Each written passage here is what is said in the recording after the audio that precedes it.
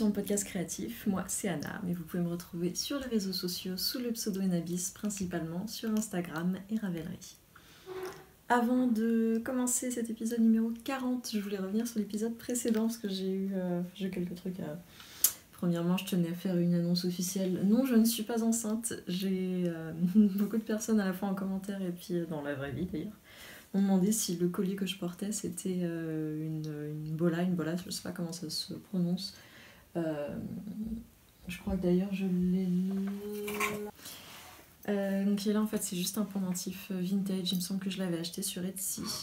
Et en fait c'est juste un petit truc qui s'ouvre, j'aime bien les pendentifs qui s'ouvrent. Voilà, dans celui-ci je suis pas sûre qu'on puisse mettre des photos parce que c'est un peu bizarre à l'intérieur. Mais voilà, donc je ne suis pas enceinte. Je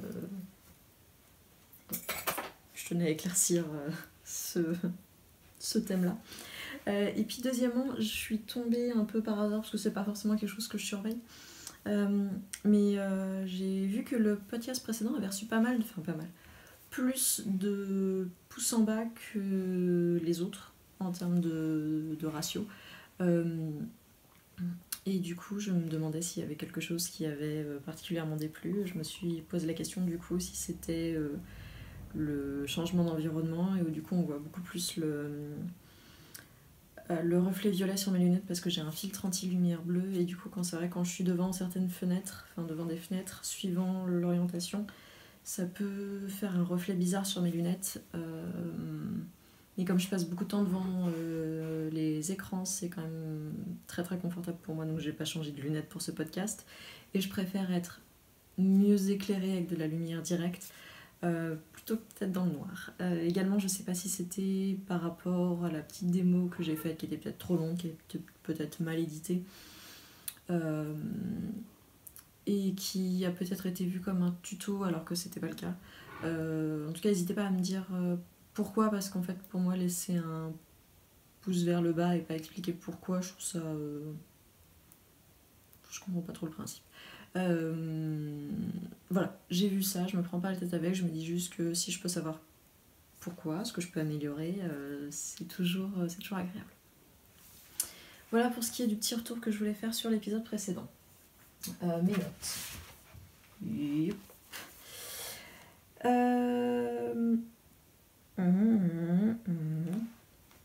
Très bien. Vous le remarquez peut-être, je suis encore dans un endroit différent. J'ai déménagé le bureau dans ma chambre cette semaine parce qu'en fait on s'est rendu compte avec mon coloc après quelques jours que ça empiétait beaucoup trop sur le salon, que c'était pas... ça fonctionnait pas. Donc j'ai bougé beaucoup de meubles cette semaine, on a fait beaucoup de tri avec mon coloc, notamment dans l'appart. Et donc mon bureau est maintenant dans ma chambre, donc normalement ça ne devrait plus bouger. Et j'ai un trépied tout à fait improbable pour filmer, j'espère que ça va bien fonctionner. Et du coup, en fait, un petit peu comme d'habitude, vous allez vous y habituer, je n'ai pas de retour, donc je ne sais pas si je suis cadrée, si tout va bien, je ne sais pas, on verra ça au montage.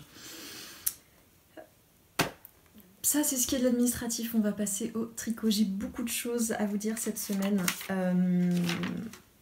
Beaucoup de choses, mais pas de projet fini. Mais par contre, j'ai un nouveau projet en cours. Donc, je vais vous parler de 2 en cours.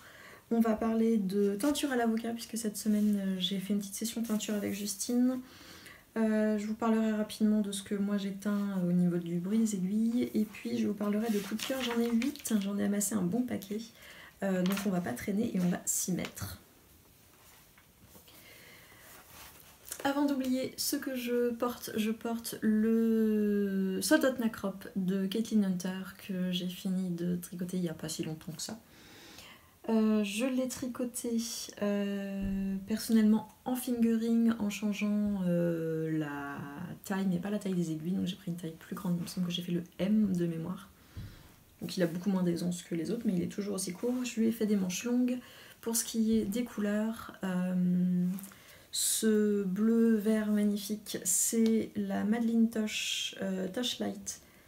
Le coloris c'est Cousteau et le jaune que vous voyez ici, c'est sur la base Amelia de Ovelia Negra, le coloris c'est 34 de mémoire.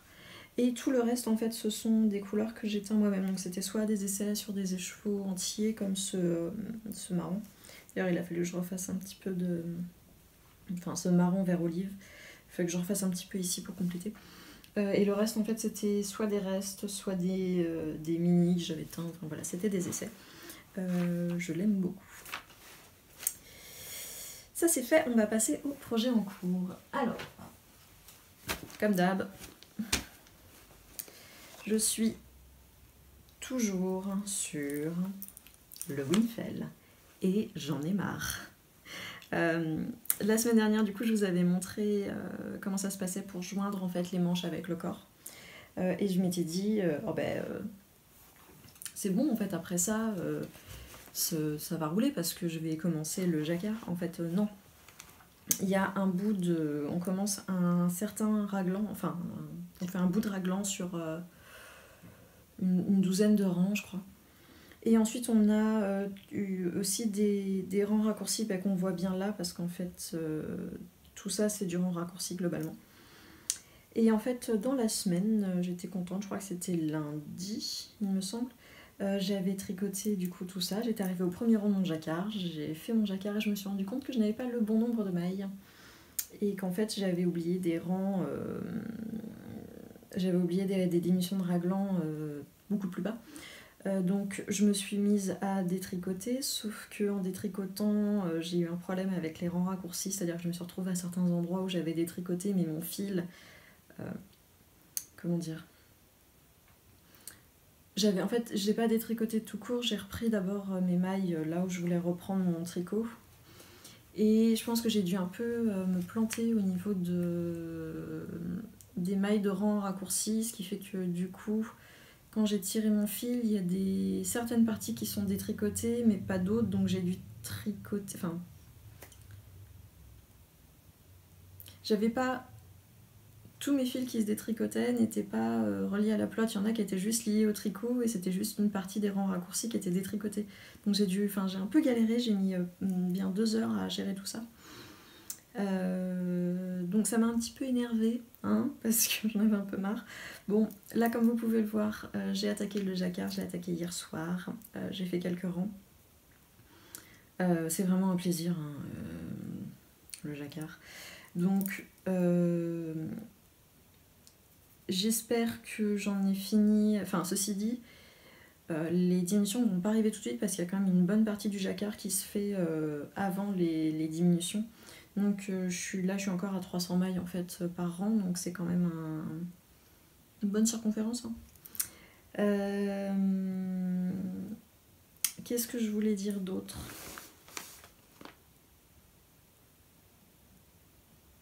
Voilà, globalement. J'ai pas dit en quoi je tricotais. Je tricote dans les laines le bruit des aiguilles. Le blanc c'est le coloris non teint, en fait le coloris naturel. Et ensuite j'ai 2 gris. Je vais arrêter de dire que j'aimerais bien l'avoir fini d'ici la semaine prochaine parce que c'est quand même un running gag, à chaque fois je dis ça et en fait j'avance 2-3 fois rien. Voilà pour ça. Et mon nouveau caston, il s'agit d'une paire de chaussettes. J'ai déjà fini la première. Là encore, je les tricote. Désolée, hein, c'est un peu le podcast Ponceau par le bruit des aiguilles. C'est donc dans ma base 85-15, la même base en fait que le Winfel, la base fingering à chaussettes. Donc, quand je dis 85-15, c'est 85% Merino Superwash, 15% nylon. Le coloris, c'est Lorem Ipsum. Donc j'ai déjà fait la première chaussette, j'ai suivi comme d'hab le patron de Days of Socks, qui est donc un patron en toe-up. On commence donc par la pointe, on tricote, on fait le gousset, on fait des rangs raccourcis pour tourner le talon et ensuite on fait un talon renforcé avec un motif Eye of Partridge que j'aime beaucoup. Et j'ai utilisé du contrastant uniquement sur le talon. Je vais peser tout ça pour voir en fait combien ça utilise. Et j'ai fait des côtes torse en 1-1 pour les côtes tout simplement. Ces chaussettes, je les tricote pour ma maman, c'est ma maman qui me les a demandées. Puis du coup, moi, ça me permet quand même de, voilà, de tricoter un petit peu plus mes laines, puisque j'ai décidé d'arrêter de tricoter. Enfin, il faut que je finisse la paire que j'avais commencé, mais d'arrêter de tricoter d'autres laines et en fait de faire un petit peu des échantillons pour ma marque quand même, ce serait bien. Donc ça c'était la première. La deuxième, je l'ai tout juste commencé, il me semble, oui, voilà. J'ai tout juste commencé le talon, vous voyez, je vais à peine commencer... Ah non, ça c'est mon autre fil. Il me reste encore un peu de marron avant de passer à l'autre couleur, donc vous voyez, c'est vraiment le tout début. Mais bah, comme d'hab, avec les rayures, ça avance toujours beaucoup plus vite.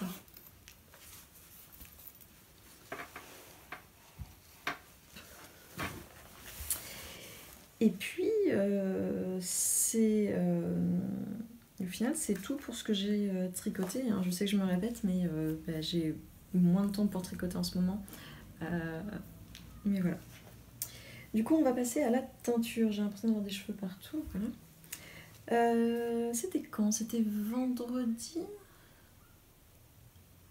Je sais plus quand c'était, mais j'ai fait une après-midi.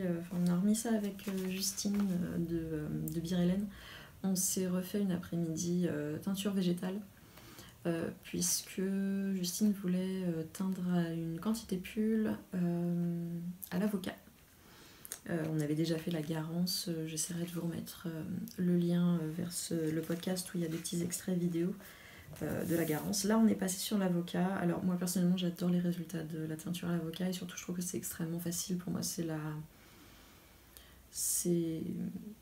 moi c'est comme ça que c'est les seuls essais de teinture végétale que j'ai fait en fait, parce qu'on n'a pas besoin de mordancer la laine et ça déjà ça fait gagner un bon paquet de temps.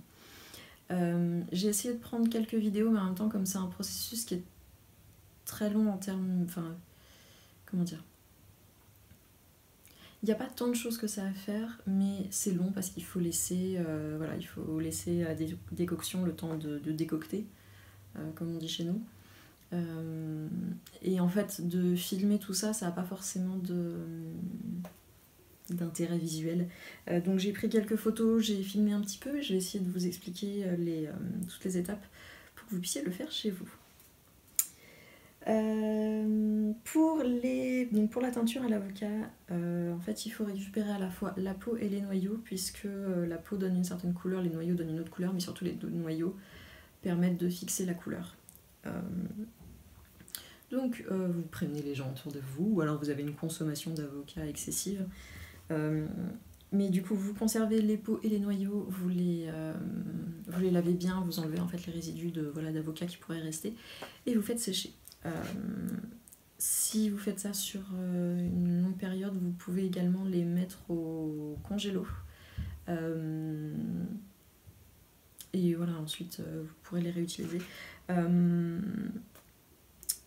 Justine avait un bouquin, j'ai perdu le nom, j'ai pas la référence, mais un bouquin de teinture végétale où elle conseillait du coup de faire sécher et ensuite de broyer tout ça en poudre.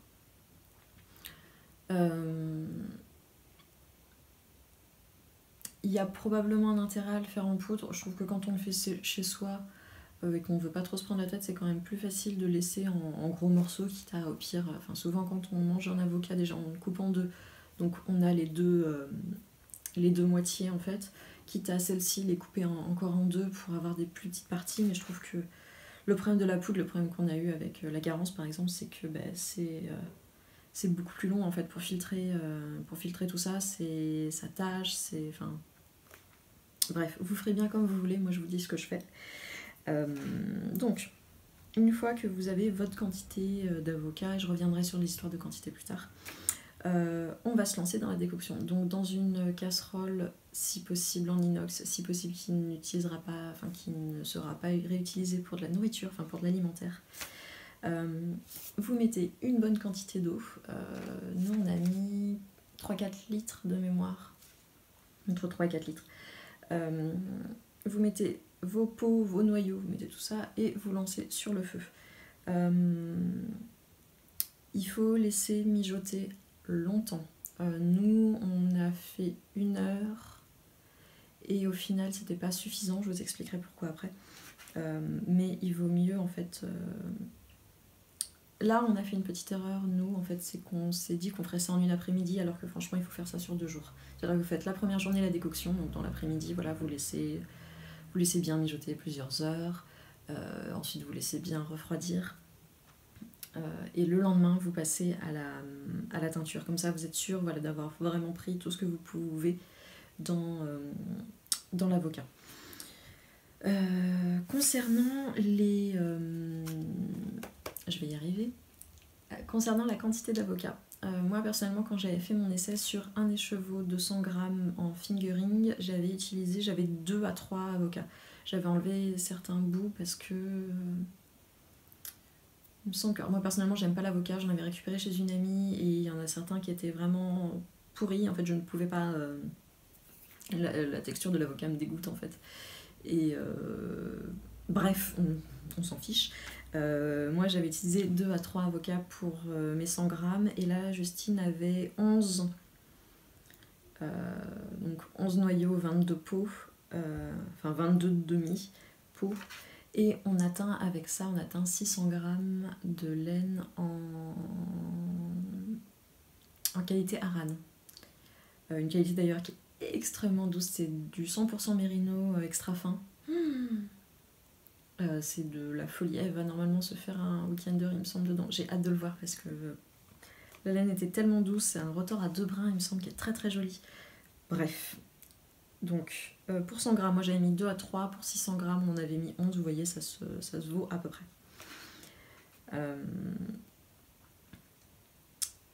Donc, nous, ce qu'on avait fait, c'est qu'on avait fait mijoter nos 3 à 4 litres. Ensuite on l'a mis dehors et comme on allait teindre, vu qu'on avait 600 grammes de laine, donc 6 écheveaux, on allait les teindre dans deux casseroles différentes, ce qui fait qu'en fait on a divisé notre décoction en 2. Donc on a mis, il me semble que oui, c'était entre 1,5 litre et 2 litres dans chaque casserole. Et ensuite on a rajouté de l'eau pour avoir une bonne quantité de liquide pour que les écheveaux puissent être bien immergés. Et ça a permis en fait de faire bien redescendre la température sans attendre que ça refroidisse complètement. Après peut-être que là-dedans, en faisant ça, on a perdu un certain pouvoir tinctoriel puisque notre premier bain était pas suffisant du tout. On avait un rose très très clair mais qui correspondait pas. Je savais qu'on pouvait en tirer plus en fait de nos avocats. Donc une fois que vous avez fait mijoter, ça a bien refroidi, vous pouvez enlever vos avocats. Nous personnellement on les a gardés parce que je me suis dit qu'on pourrait en tirer encore peut-être un 3e bain, pourquoi pas.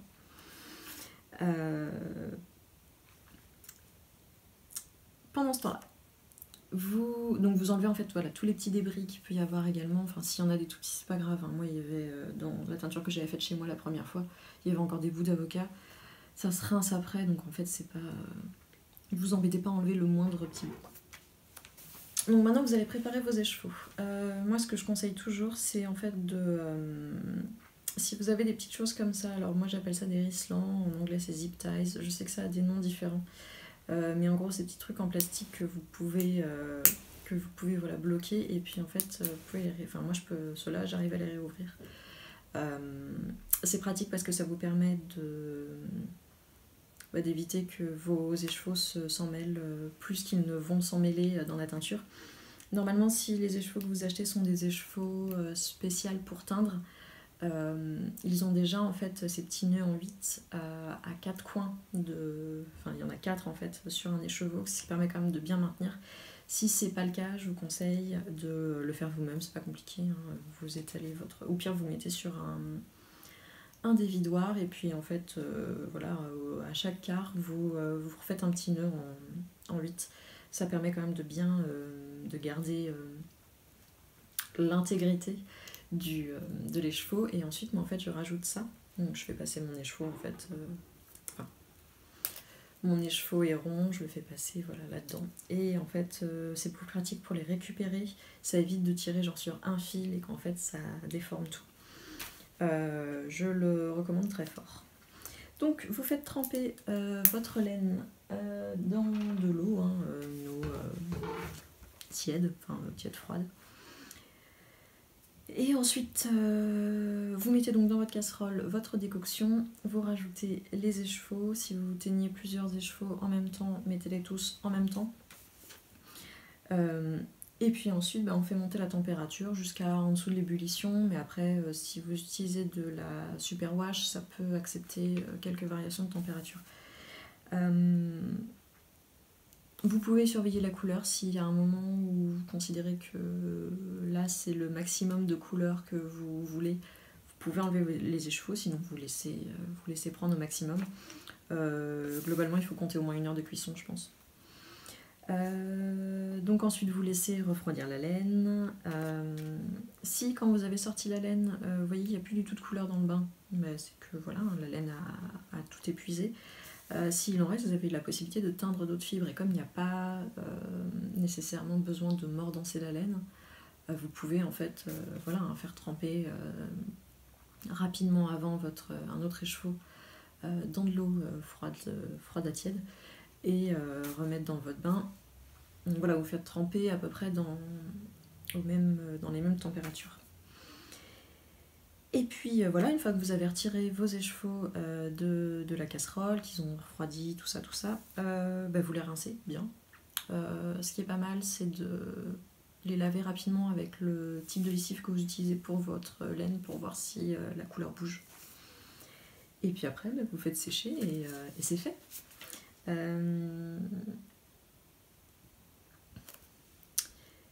Donc nous avec Justine, en fait, voilà, on a fait sur une première après-midi, on a fait un premier bain qui est ressorti très clair. On a eu un truc un peu bizarre sur une des 2 casseroles, parce que du coup on a fait 300 grammes dans l'une, 300 grammes dans l'autre. Sur une des casseroles, on a dû avoir une réaction. Je pense qu'en fait c'est la casserole dans laquelle on avait fait la décoction. Et quand n'importe quoi bout, on a toujours il y a un dépôt qui se fait toujours un petit peu de je sais pas quoi d'ailleurs, donc qui s'est fait sur le bord de la casserole, et comme on bout longtemps, ça avec ce dépôt a tendance à bien s'accrocher. Donc quand on a transvasé la décoction pour la faire refroidir, je me souviens avoir lavé avec du liquide vaisselle en fait tout ce bord là pour que ça tâche pas. Dans ma mémoire, je me souviens avoir bien rincé, mais quand on a terminé la teinture le premier jour, j'ai remarqué qu'en fait il y avait eu sur les parties des échevaux qui touchaient un certain endroit au niveau du bord, on a eu en fait une réaction et ça nous a fait un gris très joli. Un gris moyen. Donc il y avait quelques taches de ce gris là. Et en fait après des recherches, Justine a découvert que c'était du sulfate de fer, je crois, qui faisait cette réaction. Donc je sais pas en fait d'où c'est sorti, mais on a eu ça.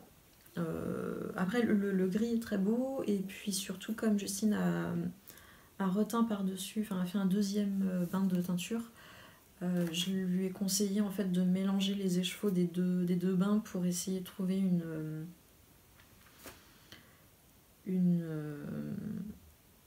un dégradé plus que vraiment 2 bains très différents. Et elle n'a pas eu à nouveau cet effet de gris. Voilà, Justine après, toute seule, elle a refait une nouvelle décoction avec les pots qui restaient, qu'elle a laissé cuire plus longtemps, et elle a refait une teinture. J'essaierai de vous mettre des photos de ce qu'elle a obtenu, et comme je disais, je suis très très pressée de l'avoir tricoté, ce pull là. Si vous vous lancez dans la teinture à l'avocat, montrez-moi un petit peu vos résultats, donc sur Instagram par exemple, parce que c'est toujours chouette de voir ce que les autres font. Maintenant, pour ce qui est de mes aventures tinctoriales de la semaine, cette fois-ci avec de la teinture en poudre et non pas végétale, j'ai assez peu teint, j'ai fait qu'une seule matinée de teinture, c'était lundi cette semaine, mais principalement parce que comme je vous disais, il y a eu déménagement sur déménagement au final. On a pas mal, moi j'ai beaucoup transformé ma chambre, le salon aussi a beaucoup bougé, donc j'ai pas vraiment eu le temps en fait de me plonger dans mes casseroles, mais j'ai quand même fait 2 coloris.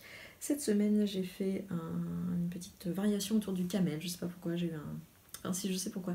J'ai croisé la semaine dernière dans le tram une femme, j'allais dire une jeune fille, mais pas, enfin, c'était une femme, bref, peu importe, qui portait du coup, alors de mémoire, elle avait, je crois, un manteau vert forêt. Elle avait quelque chose autour du cou, c'était une écharpe ou un châle, je sais plus, noir, et elle avait un sac camel. Et j'ai beaucoup aimé cet ensemble, et du coup j'ai essayé de le recréer dans un écheveau.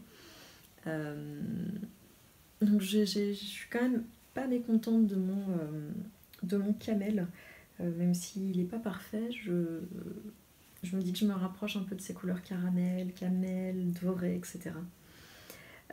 Donc là on a donc du camel, du beige, du noir et du vert foncé. Je vous mettrai également la version en rayure parce que je sais que c'est parfois plus visible.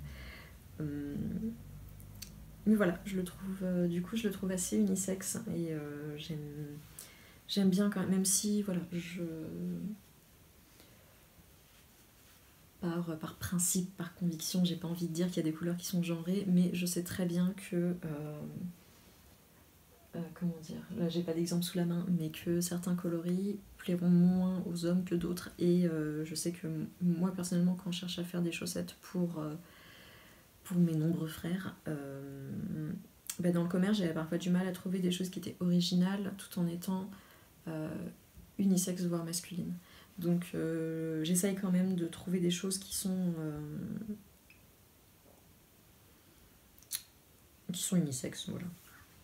Donc ce premier coloris là, et puis j'ai également fait cette version là qui ressemble en fait à un autre essai que j'avais fait parce que globalement voilà, je suis inspirée par cette espèce de bleu canard vert et c'est orange camel quelque chose. Donc là en fait on a le camel, on a donc comme je disais le bleu vert canard, on a un bleu ciel et on a une rayure de blanc.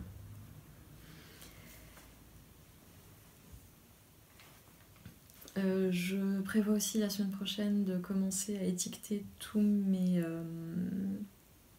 essais de teinture. Je cherche encore un nom pour appeler ces ratés. Alors peut-être aventure tinctorielle, ça fait un peu...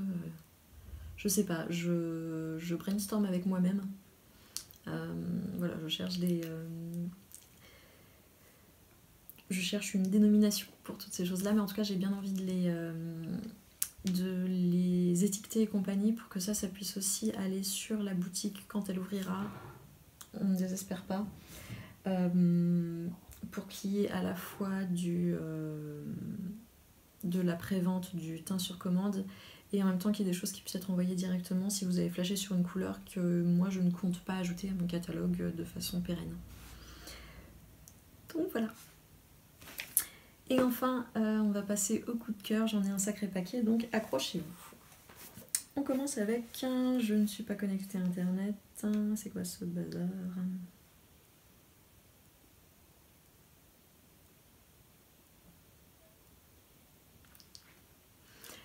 Je disais donc, on commence avec le Sparkling de Sus Gepard. C'est une danoise, je suis plutôt sûre que ça se prononce pas comme ça, mais elle ne m'en voudra pas parce que je doute qu'elle regarde ce podcast. Elle a sorti en octobre 2018 un gilet qui se tricote en fingering, light fingering. C'est en fait un gilet qui se tricote avec un fil double. Oh là là, j'ai un truc bizarre. Bref. Donc il se tricote avec un fil de mohair lace et un fil de... Elle, c'est du mérino soie. Il me semble. Oui. En light fingering. Et donc c'est un gilet avec un motif un peu le même point, enfin un espèce d'effet point bubble ou enfin un effet de motif mais qui n'est pas du jacquard. Donc j'aimais bien l'effet. Par contre je suis pas extrêmement convaincue par la forme des manches, donc si un jour je me lance dedans, il est sûr que je changerai les manches. Il a été très peu tricoté pour quelque chose qui a été sorti en octobre 2018 puisqu'il y a un projet qui a été fait depuis. Donc je ne sais pas trop ce que ça veut dire, mais j'aimais bien le motif. Ensuite, la Knit Fit de Paige Parkin qui est The Knit Diaries sur Instagram a enfin sorti son vais appeler ça un set en fait de patrons, puisque dans le même patron que vous achetez, vous avez à la fois un patron de robe, un patron de jupe et un patron de top. Donc en fait vous avez une robe avec des bretelles, une espèce d'encolure en V, une robe très moulante. Et ensuite vous avez la version en fait séparable avec le top et la jupe. Elle l'a sortie là ce mois-ci. Moi je l'ai beaucoup suivie parce que je la suis sur Instagram parce que j'aime bien voir ce qu'elle fait. Mais surtout en fait j'étais très intéressée par ce projet parce que moi ça faisait un moment que je cherchais une mini moulante en tricot. Moi j'en veux une noire parce que je porte souvent une mini H&M mais elle est en jersey, elle est très fine et du coup j'aimerais bien avoir une version tricot et il y avait bien un patron mais qui était en norvégien ou un truc dans le genre et je me sentais pas en fait de me lancer là-dedans, donc je suis très contente qu'elle ait sorti son patron. Tout se fait en côte de 2 en fingering, donc il faut aimer la côte de 2. Mais voilà, c'est très très joli. Il me semble que c'est un fil double. Parce que je vois que... Oui, c'est 2 fils de fingering tenus ensemble puisque ça se tricote en 6 mm. Et la seconde raison pour laquelle j'ai beaucoup surveillé la sortie de ce patron, c'est qu'en fait, Paige a vraiment voulu inclure beaucoup de tailles dans ses patrons, ce qui fait qu'en fait, elle a même divisé ses... Je cherche à voir s'il y a...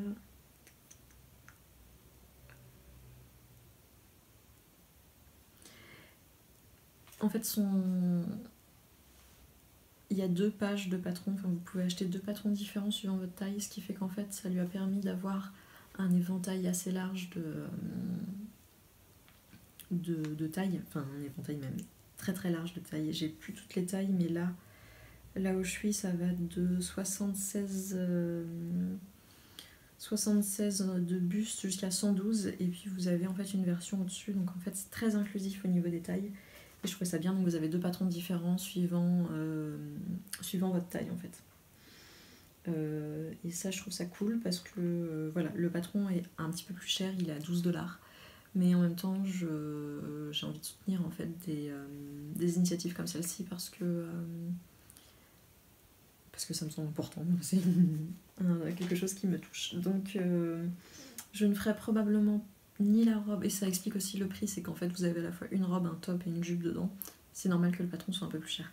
Moi je ne pense pas faire la robe ni le top parce que c'est pas des choses que je porterai, par contre la jupe m'intéresse beaucoup. Ensuite j'ai flashé sur le pull Calaloche, je ne sais pas, donc le Calaloche pullover de Kate Gagnon Osborne, qui est donc un pull en sport qui est extrêmement ample. Quand je dis extrêmement, c'est qu'il a 38 cm d'aisance positive. C'est un pull avec un yoke en dentelle, donc il y a plein en fait de séries de dentelles et point texturé, hein. C'est une dentelle très simple, qui donc comme j'ai se tricote en sport. Le modèle a été tricoté en biobalance, on voit bien qu'il y a cet effet un peu de coton, de drapé coton. Il est immense, j'ai du mal à voir où arrivent les emmanchures en fait parce que vraiment le yoke descend très très profond. Moi j'aime de plus en plus vous allez le voir plus tard, les yokes avec de la dentelle. Ceci dit, si je me fais celui-ci, je ferai pas le yoke aussi profond parce qu'en fait c'est juste importable. Eux ils le vendent comme quelque chose qui est un pull pour l'été, comme c'est avec un mélange coton, il est assez ajouré, donc c'est quelque chose un peu détendu. Moi je sais que j'aime pas tricoter avec du coton, donc je ferai forcément une version laine. Donc si c'est une version laine, j'ai besoin de pouvoir porter quelque chose au-dessus, un minimum, comme un manteau.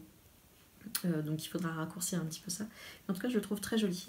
Il est sorti là en mai et il n'y a pas de photo de projet fini autre que le projet de la page. Donc voilà, j'ai pas trop d'infos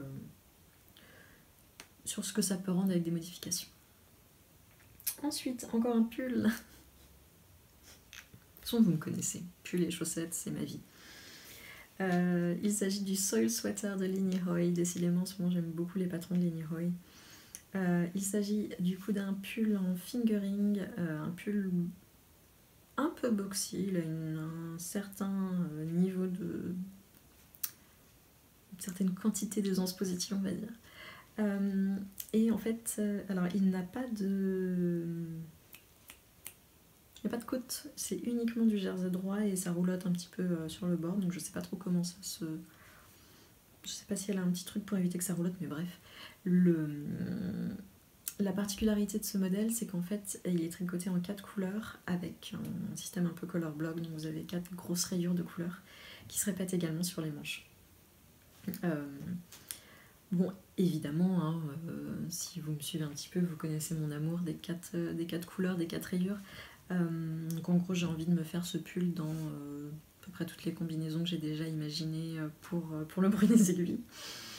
Mais voilà, il est très très beau et la designer précise aussi que du coup c'est parfait en fait pour vider son stash, parce que si vous avez des écheveaux solitaires qui vont bien ensemble, hop, vous pouvez les mettre.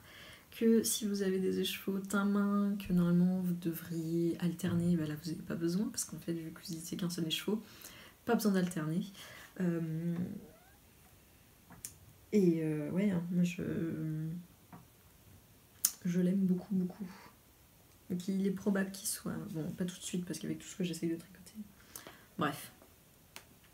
Ensuite, dans une sortie aussi tout à fait récente, c'était ce mois-ci, Tin Can Knits a sorti un nouveau pull qui s'appelle le Love Note, qui est un pull en fingering, avec 2 fils tenus ensemble, donc un fil de mohair lace et un fil de single, il me semble. Ouais, un single en fingering. Qui est un pull qui se tricote en rond, qui se commence par le haut et qui est en fait un yoke en dentelle. Je le trouve très très joli, mais je pense que si moi je me le fais, je le ferai peut-être pas avec le mohair en fait, parce que... Ou alors avec un mohair pas trop poilu. Je ne sais pas trop. Mais en tout cas j'aime beaucoup. Je me demande si les trous sont pas trop gros et en même temps je pense que c'est ce qui fait... C'est ce qui fait le charme du truc. Je pense qu'en version cropped avec des manches longues, un peu comme ce que j'ai là en fait, il sera super mignon. Et il se tricote en 4,5 et en 6. Ça me surprend beaucoup. Enfin bref. Très très joli. Les patrons de Tin Can Knits, en fait, j'y vais un peu les yeux fermés parce que je sais qu'ils sont bien expliqués, qu'ils sont bien faits. Pour moi, c'est une valeur sûre. Et puis à chaque fois, voilà, l'éventail de taille qu'elle propose, voilà, ça va du 0,6 mois à l'adulte 4XL.